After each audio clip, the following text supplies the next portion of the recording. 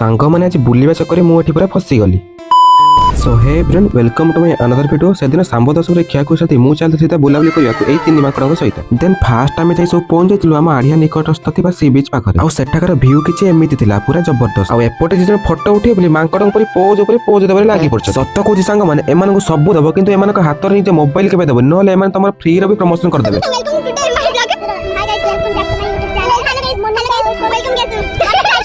देखिले तो तापर आम सब एपटे बुलवार व्यस्त ये तार के हाड़ को मांडी पकड़ जुआर हमारे लगे तापर एम बतक पजे फटो उठे बोले देखुन केमती माड लगिगले।